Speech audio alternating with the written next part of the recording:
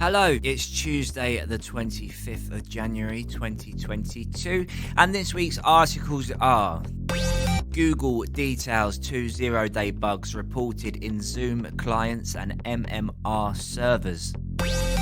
How Wi-Fi is used to steal data. Lusca hackers aimed at high-value targets in government and private sectors. Volkswagen fired senior employee after they raised cybersecurity concerns. And New Look Cyber Essentials scheme supports organisations to stay ahead of cyber threat. So we shall begin with Lusca hackers aimed at higher value targets in government and private sector. Now, there's always these weird and wonderful names for different hackers and bugs and whatnot. So just to share you my findings, I googled Lusca, and it's a type of octopus shark found in the Bahamas. It's a mythical creature. So there we go. It says: an elusive threat actor called Lusca has been observed striking organisations across the world as part of what appears to be simultaneously an espionage campaign and an attempt to reap monetary profits. The list of victims include high-value targets such as government and educational institutions, religious movements, pro-democracy and human rights organisations in Hong Kong, COVID-19 research organisations, and the media, amongst others, Trend Micro researchers said in a new report. However, the threat actor also seems to be financially motivated, as it also took aim at gambling and cryptocurrency companies. The cybersecurity firm attributed the group as part of a larger China-based Winty cluster, which refers to a number of linked groups rather than a single discrete entity that are focused on intelligence gathering and intellectual property theft. Lusca's intrusion routes are facilitated by spear phishing and watering hole attack, while also leveraging vulnerabilities in public-facing applications such as Microsoft Exchange, Proxy Shell, and Oracle Glassfish server exploits as an attack vector. The infection chains lead to the deployment of Cobalt Strike alongside a variety of additional malwares such as Doraemon, Shadowpad, Winty, Funny Switch, and web cells like Antsword and Behinder. Cobalt Strike is a full-featured intrusion suite that originated as a legitimate remote access tool, developed for red teams to use in penetration testing. However, in recent years it has become one of the preferred tools in a threat actor's arsenal, and the primary means of turning a foothold into a hands-on intrusion. Interestingly, while the attacks also involve installing cryptocurrency miners on infected hosts, the researchers pointed out that the revenue earned from the mining activity seemed low.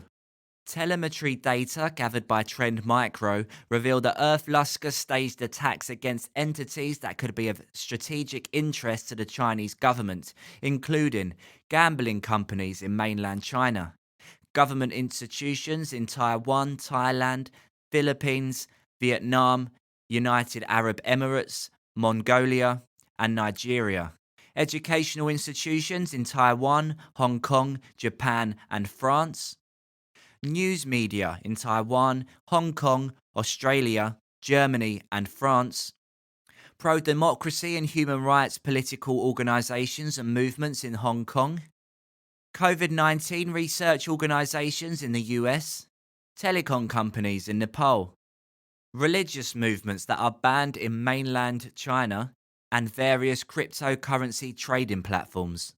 Evidence points to Lusca being a highly skilled and dangerous threat actor, mainly motivated by cyber espionage and financial gain. However, the group still primarily relies on tried and true techniques to entrap a target, the researchers said. While this has its advantages, the techniques have already been proven to be effective, it also means that the security best practices such as avoiding clicking on suspicious emails, website links, and updating important public-facing applications can minimize the impact or even stop an Lusca attack. Using public Wi-Fi is fraught with password theft, Zakon.kz reports.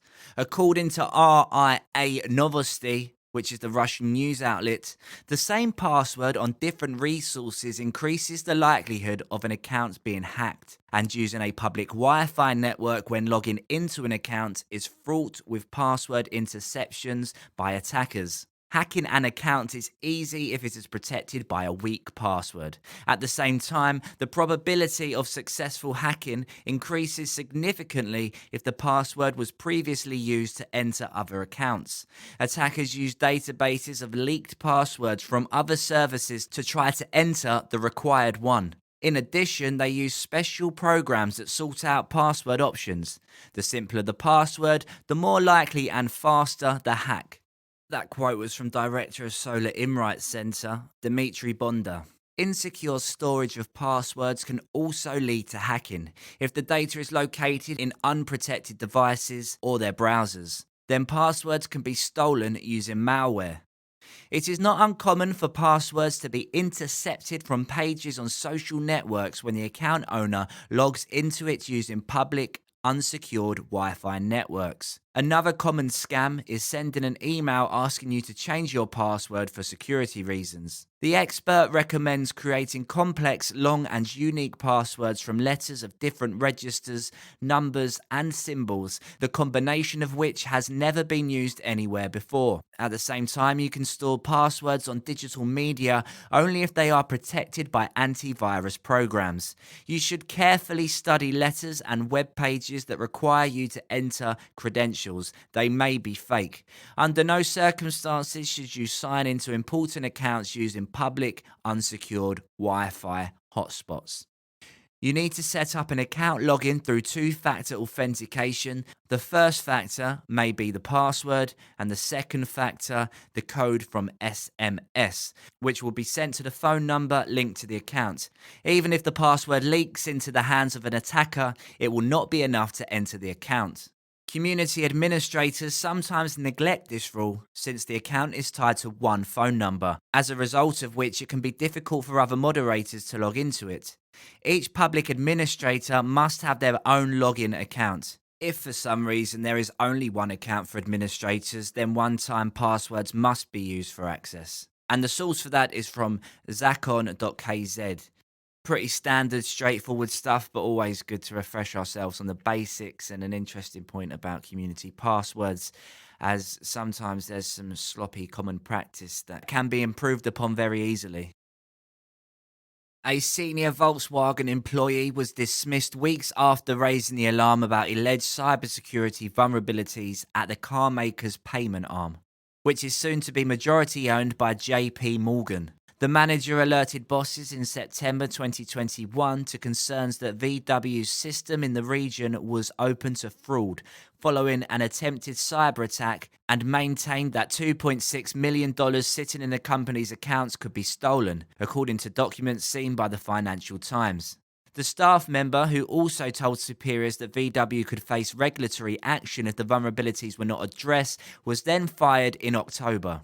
VW said the information provided proved to be irrelevant, and that the employee was terminated due to fundamental differences in the way we work together. Since it was found in 2015 to have manipulated emissions tests for diesel engines that were installed in 11 million cars, Volkswagen has stressed that its internal culture is being reformed to ensure employees with concerns can come forward without fear of reprisals. The company appointed a board member who was solely responsible for integrity and legal affairs, and established a Together for Integrity program, which is designed to ensure wrongdoing is reported. One of the scheme's stated aims is to foster a speak-up environment in which VW will encourage, protect and value the reporting of concerns and suspected wrongdoing. The employees' concerns surrounded Volkswagen's Payments SA, a payments platform established in 2017 that was a wholly owned subsidiary of VW's financial services business,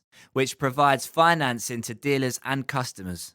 According to its website, the aim of the world's second largest automaker is to make the payments platform which accepts credit card and PayPal payments and can process in-car purchases available globally for the entire Volkswagen Group.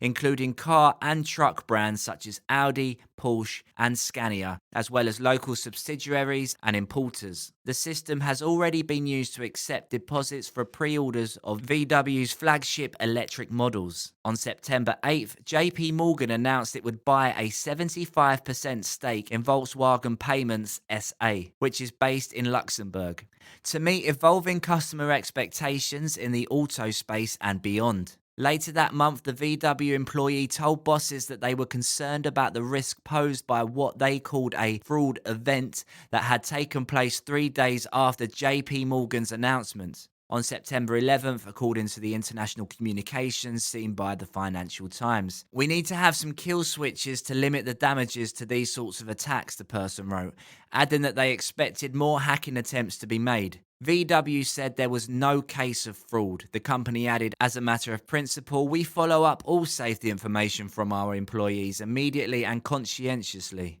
A person close to VW said the division hired an external law firm to look into the concerns raised. JP Morgan declined to comment. VW was hailed as a better organization by the former US Deputy Attorney General Larry Thompson 16 months ago, after his 3-year stint as the Department of Justice appointed compliance monitor of VW ended. "The structures and processes in place and the commitments at all levels of the company can make Volkswagen a long-term and sustainable ethics, integrity, and compliance success," the former Enron prosecutor added.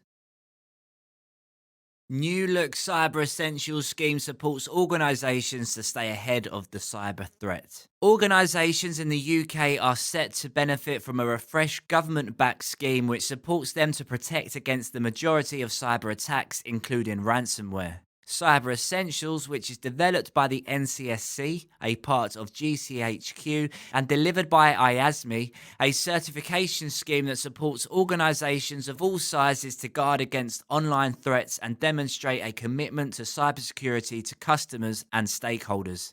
It has been updated following a major technical review which will help organisations maintain their minimal cyber hygiene in an evolving threat landscape. Amongst the main changes are the revisions of the use of cloud services, home working, multi-factor authentication, password management, and security updates. Through the Cyber Essentials scheme, businesses can learn how to defend themselves by securing internet connection and devices, controlling access to data, and understanding how to protect against ransomware. The benefits of achieving certification include being able to reassure customers that the data held by an organization is resilient to an attack, the ability to attract new business with the promise that cybersecurity measures are in place, and having a clear picture of your cybersecurity level. Chris Ensor, NCSC Deputy Director for Cyber Skills and Growth, said, "The landscape in which organisations are operating in cyberspace is constantly changing, and this major refresh in the technical controls reflect the cybersecurity challenges of today. We've strengthened the Cyber Essentials scheme so that it continues to meet evolving threats and the increased risk of ransomware, and I would encourage UK businesses of any size to take part in order to protect themselves from the most common attacks." Many of these changes have been developed by the NCSC based on the feedback of assessors and previous applications to the scheme, as well as consultation with the crowd industry forum. The refreshed Cyber Essentials scheme will also incorporate a renewed pricing structure which better reflects the increasingly complex nature of assessments for some organisations. Achieving Cyber Essentials certification allows businesses to reassure customers that they have put measures in place to secure their IT against cyber attacks, attract new business with the promise that they have independently verified cybersecurity measures in place, have a clear picture of their cybersecurity level, and apply for some government contracts which require Cyber Essentials certification. More information for businesses on how to achieve Cyber Essentials certification can be found on the IASME website. The NCSC Head of Commercial Assurance Services and W has written a blog post outlining the latest changes to Cyber Essentials, so that can all be found on the NCSC website.